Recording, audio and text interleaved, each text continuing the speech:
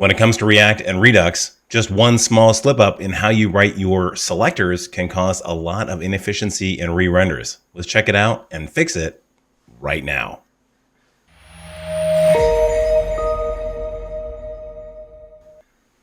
Hi, I'm Jack Herrington. I'm a principal full-stack software engineer, and I teach a lot about state management. And in this video, I wanted to specifically drill down into selectors and make sure that you understand how to use them efficiently so as not to cause a lot of re-renders. But before we get into it, I just want to make sure that you understand that in the React world, re-renders aren't the end of the world. React is a virtual DOM framework, meaning that your components actually generate virtual DOM elements as opposed to real DOM elements. So a re-render of the component does not mean that the DOM actually gets updated, which is really important to understand. Now, you don't want to have a lot of re-renders. Of course, there is some time to do that diffing and to create those virtual DOM elements. So doing a lot of them is not great, but doing a few extra here or there isn't going to kill your app. And I really do think that we should put most of our focus on building the customer features first and then on to efficiency hacks, like what I'm going to talk about here. But you know, it is good to get these habits right and to understand the underlying problem that we're going to run into when it comes to inefficient selectors, and that's around referential identity. So let's get right into it and get our Redux example cooking. So I'm going to create a directory here called efficient selectors, and I'm going to go in there, and then I'm going to bring up VS Code, and then I'm going to bring up my terminal, and we are going to create our first app. So I'll do yarn create React app, and then create Redux selectors and give it a template of TypeScript. Okay, now it looks good. I'm going to go into that directory and then I'm going to add some dependencies. First, I'm going to add Mantine core and Mantine hooks. That's going to be our UI toolkit for this example. Mantine is just a really nice kind of material UI, but a little bit lighter framework. And then I'm going to add our state management stuff. So I'll do Redux, as well as the toolkit, which is going to make it a little bit easier to build out our store. And then I'm also going to bring in React Redux to give us the bindings with React. All right, looks good. So let's go over here and go into our source directory and then start hacking on our app.tsx. So let me pare this down a little bit.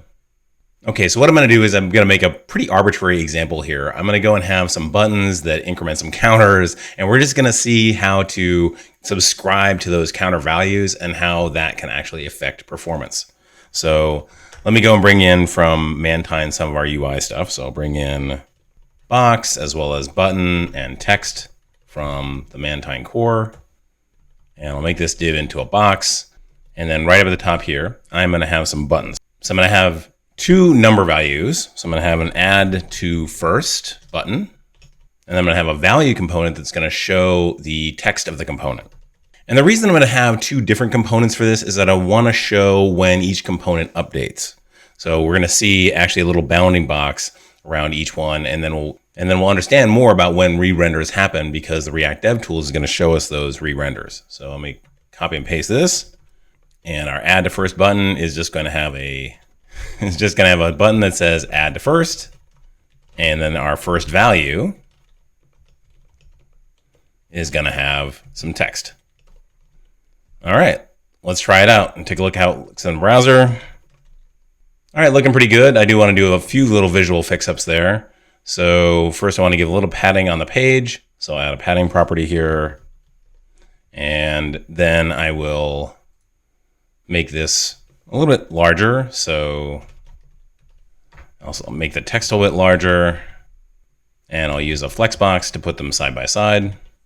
All right, looking pretty good. So I'm going to put a little bit more padding on that text value, and then we'll get into our Redux. Okay, so I'm going to go and create a store.tsx file that has our Redux store in it, and from Redux toolkit, I am going to bring in create reducer. Now with that, I'm going to create a values reducer. So what are we going to have in our store? Well, we're going to have a first number and a second number. And then to demonstrate arrays, we're going to have a numbers array. All right, so let's build this out. And the first thing we need to do is just specify the default values. So first number, second number, and an array of numbers. Cool. And then we get a builder function. And what this builder does is allow us to specify our actions, like increment first and increment second. So we need to have those actions. So let's go and put that to the side. Now I'm going to go and bring in create action, so you can create some actions. And then I'll just export a new action called add to first, which is the create action for add to first. And I'll have another one for add to second.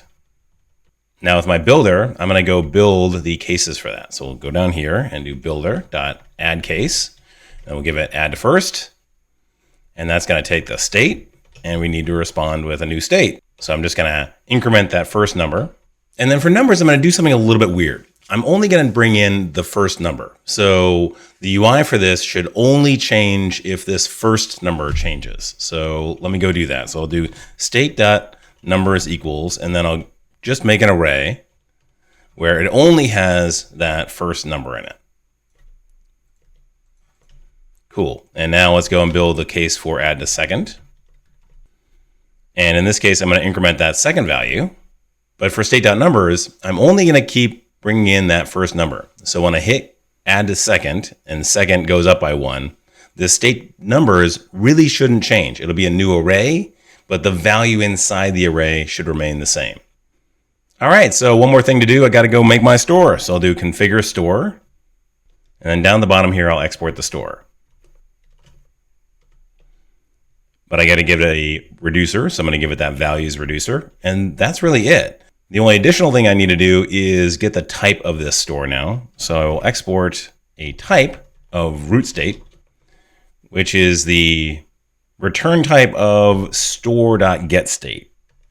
So that is the state of the store from which we are selecting. If we want to take a look at that, that's actually just first number, second number, and those numbers. So that's what we're going to be selecting from using our selectors.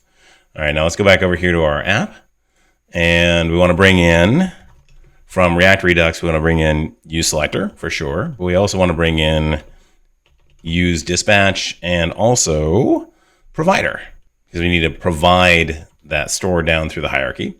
So now let's bring in the store from our store file, and then we'll provide it.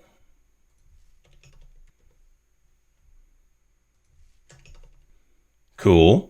So the next thing we need to do is give us a way to be able to click on that button and update the store. So I'm going to go and bring in the add action, and then also get dispatch to give me a dispatch function.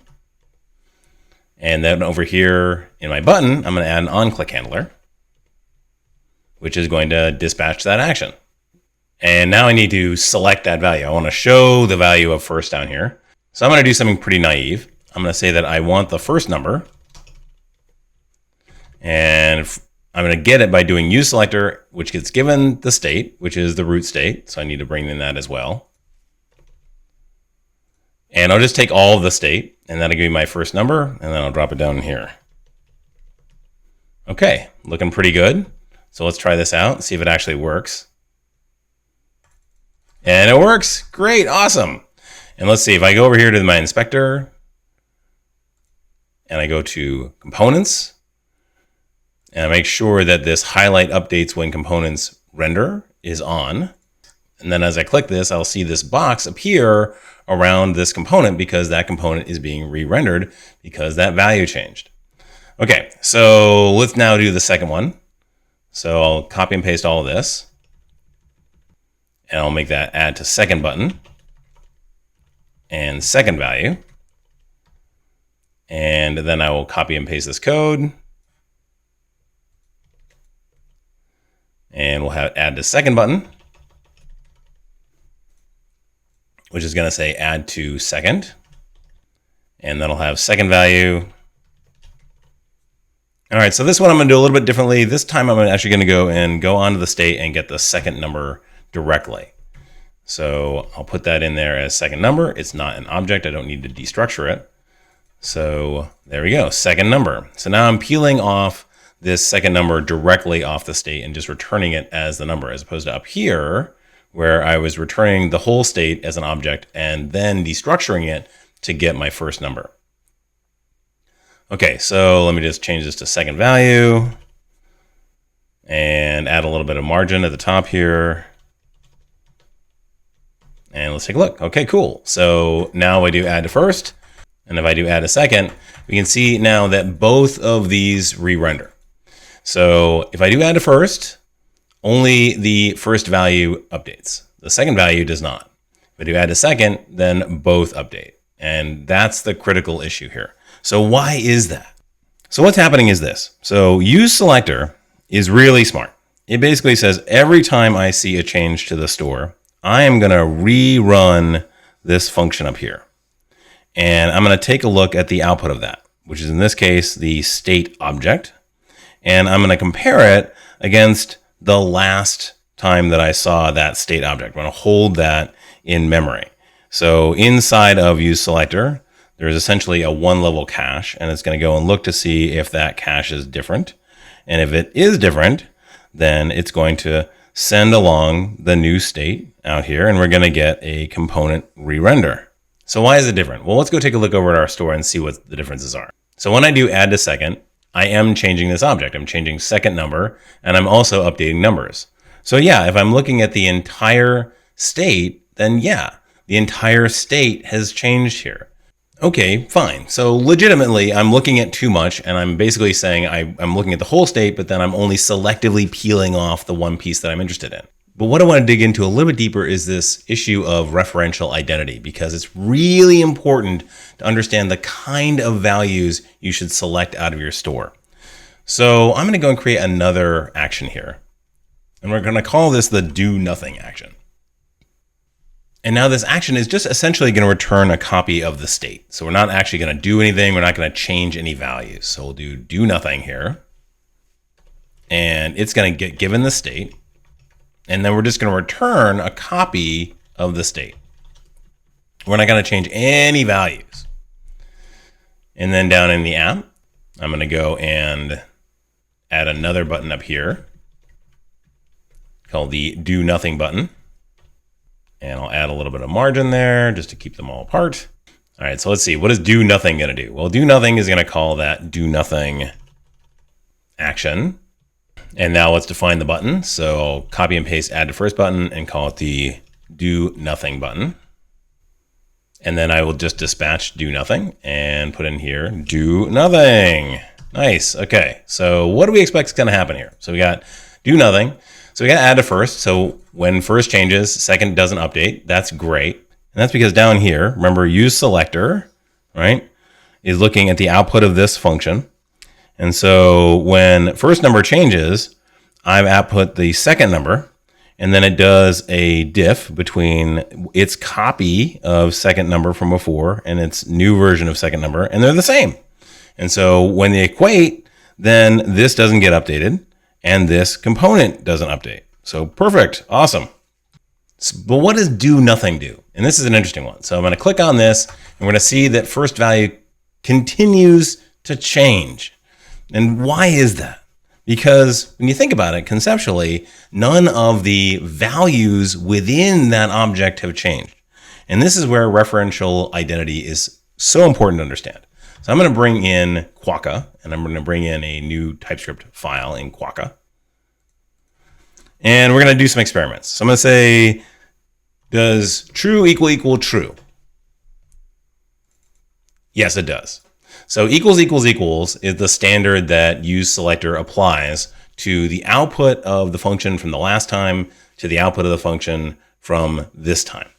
So if you output, for example, a Boolean like this, true is true, and false is false. Absolutely, that's also true.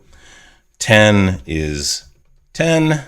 Is that true? Yes, that's true. Is, say, 11 10? So we'll do that. Nope, that's false. How about some text? Foo equals foo. Does foo equal foo? Yes, foo equals foo. But foo does not equal bar. That's false. So these make sense, right?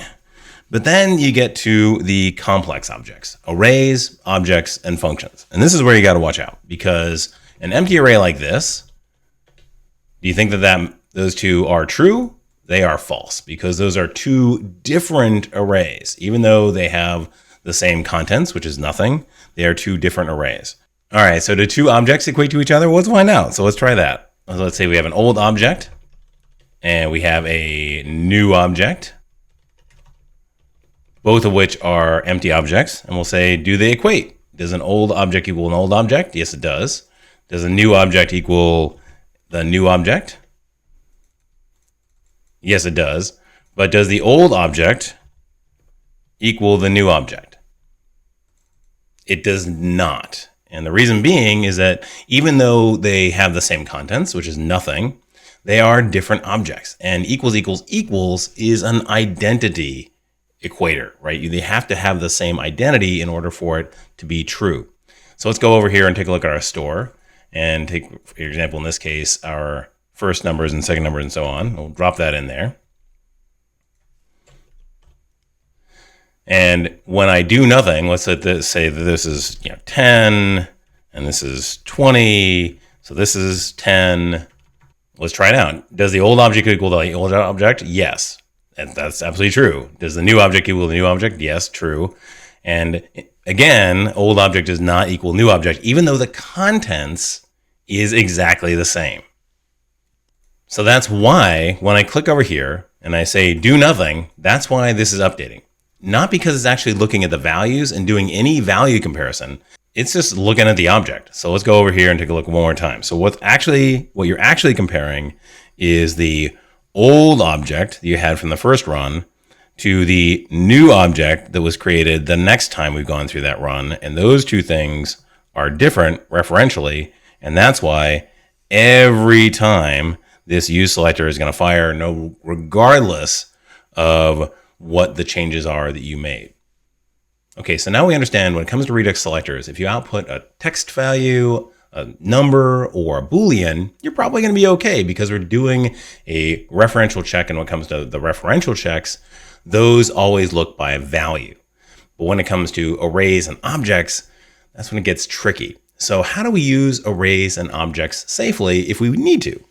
Well, that's why I have over in the store.tsx file this numbers array. We want to see if we can output numbers safely so that only when the values inside that array change will the component get updated. So let's go back over here to our app.tsx and then we'll go and add in a new component. So we'll call this numbers value. And then I will make my numbers value component.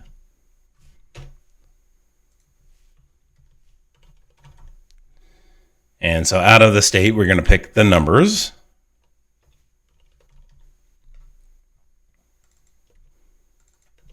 And then down here, I will just do a join or something like that to join up our array.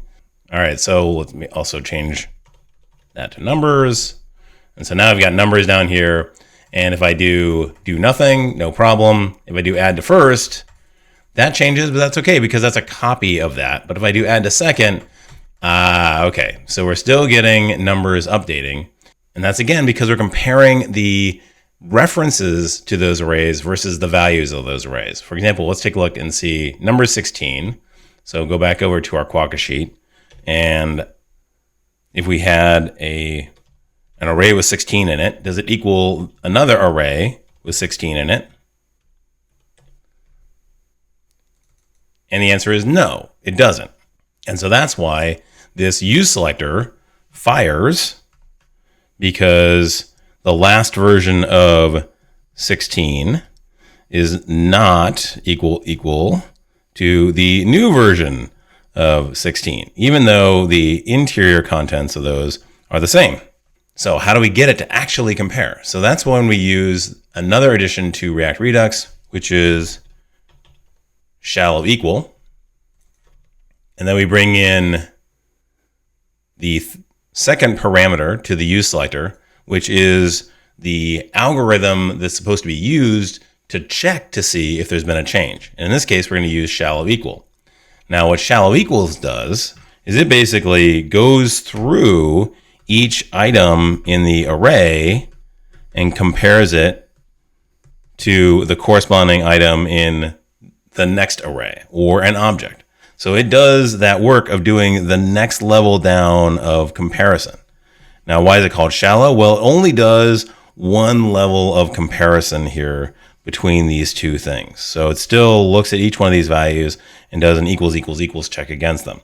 So that's why it's really important in Redux and all of these state managers actually to only have basically the first level of depth when it comes to your objects. You don't want deeply nested objects for this reason, that you're going to be doing these shallow equals.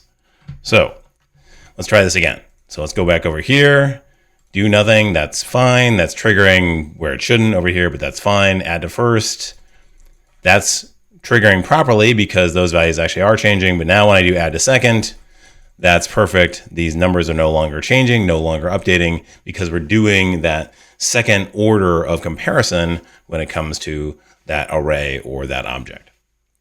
Okay, so not everybody is using Redux lately. A lot of folks have been moving over to Zustand. Let's go see if we have the same sort of issues in Zustand land. So I'll go back into VS Code, bring in my terminal, I'll stop it, and we'll go back up a level of directory, and I'll do again that yarn create React app.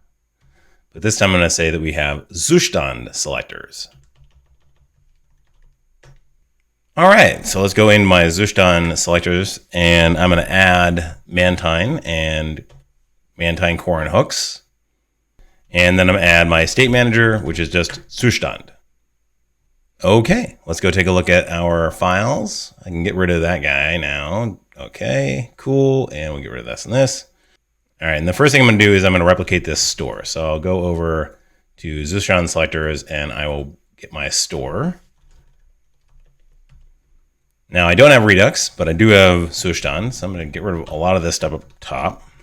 And I will bring in create from Zustand. And then I will export our use store hook that I will create using create. And let's see, for the API on that, we're going to want our first number, second number, and numbers. And then we're going to have add to first, add to second, and also do nothing. All right, let's go initialize this. First number, second number, and all that. Maybe I'll start it off with a 0 in there because that's actually what it should be.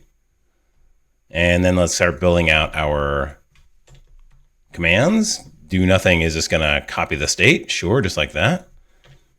Add to first is going to set the state to the first number is +1. And then for numbers, again, I'm just going to bring in that first number, but that's going to get bounced up by 1. So there you go. Pretty good so far. And then for add to second, well, let's just copy that. I will increment the second number, but keep the first number the same as it was. And let's see. Okay, looking pretty good. And I think that's it for my Zustand store. We've specified the interface up here. We specified the initial values. And then we specified our methods. Do nothing, add to first, and add to second. Cool. Okay, great. All right, so let's go over into our app.tsx from our original and copy and paste that. We'll paste it in here. And there's a lot of stuff we don't need. Like we don't need the Redux store stuff, but we do need from here, from our store, we do need use store, which we just created. Okay, so do nothing. What's that going to do? Well, it needs to bring in the use store, which gets given a state. And from that, we're going to pick off do nothing. And then we just call it. How about add to first? Similar sort of thing. We're just going to peel off add to first. And when we get clicked, we're going to call it. And you can see why people like Zustand so much faster. All right, let's go down here to add to second and port that one. So just change that to add to second. And then call it on the onClick. Cool. All right, now we get to the fun stuff. So where we're actually going to select out the data. Okay, so let's go over here to our first value. And so in this one, we were selecting out the whole state. So the equivalent of that would be to say first number is use store with nothing on it. And that's just going to give us back the entire state. Okay. And let's see, second value. This is the one where we peeled off second number directly. So let's try that out. So we'll just change that to useStore. And then get rid of this root state since we no longer need that since it's inherently type safe. And let's see down here. Okay, numbers value, awesome. So let's do useStore again. And we'll peel off root state. And let's get rid of shallow equals for the time being. And there we go. So let's see. Oh, we also have a provider. We don't need that anymore. Nice. We also need to bring that numbers value up there. Okay, cool. Looking good. Let's go into our terminal and then start it up. All right, so let's do nothing again. And we can see that, yeah, it has the same effect. So by subscribing, all right, so our first value component, which is the one that's triggering over and over and over again, is implicitly, by just passing in nothing, subscribing to the full store by identity. And so what happens is whenever the object of the store changes, then this fires and this whole component gets re-rendered. So it's exactly the same problem as we saw in Redux. So you have to be just as conscious when it comes to Zustand, when it comes to referential identity checks. All right, let's go back over into our app. All right, so let's try out add to first. And we can see clicking on here that yes, we get the appropriate update there, but the second value isn't updating. And that's because we're doing the correct subscription. We are subscribing to second number directly, which is a number in this case. So 0 is the current value. And then when useStore sees that the store is changing, it looks to see if the current value, 0, is equal to the new value of 0. And if it is, then that's fine. No need to update anything in here. So this doesn't get run. Nice, that's the way it should be. Okay, but now our array subscription is a problem. So if I do again here, clicking on add to first, that's not a problem, that's fine. But if I do add to second, I'm still seeing that the first value updates, which is what we expect because we have a broad subscription to just the entire state object. This one's updating because that's important. It should update because that's appropriate. This one down here, numbers should not be updating because this numbers is not changing. So how do we do the same shallow equal that we did in Redux in Zustand? Well, it's actually super easy, barely even an issue. So the way that we do that is we bring in shallow from Zustand shallow. And this gives us the exact same shallow equals behavior. So if I scroll down here to my numbers value, and then I add on another parameter, which is again the checker function, and I add in there that I want the shallow check. Then let's take a look and see. If I do add to first, that's great. If I do add to second, it does not get updated because it's now looking at the interior contents of that array or that object, if that's what you choose to do, and making sure that those values are also different between the updates. All right, well, I hope this helps you understand a bit more about selectors and state managers and why when you are subscribed to looking at strings and numbers and booleans, it behaves differently than when you are subscribed to arrays or objects and how to fix that. Of course, if you have any questions or comments, be sure to put that in the comment section down below. And if you like the video, hit that like button. And if you really like the video, hit the subscribe button and click on that bell and you'll be notified the next time a new Blue Collar Coder comes out.